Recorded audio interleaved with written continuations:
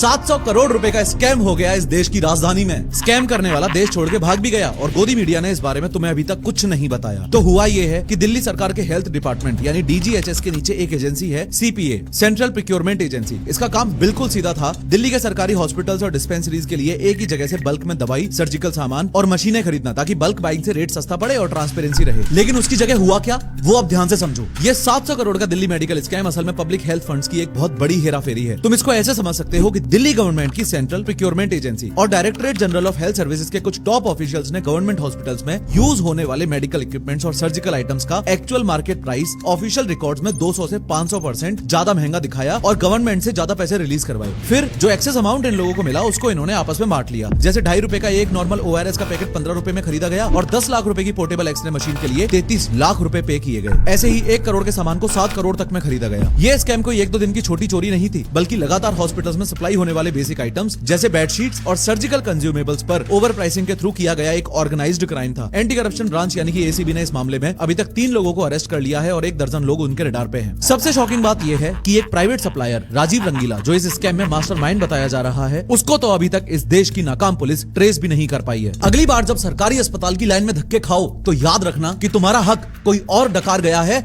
और गोदी मीडिया तुम्हें कभी ऐसी बातें बताएगी भी नहीं।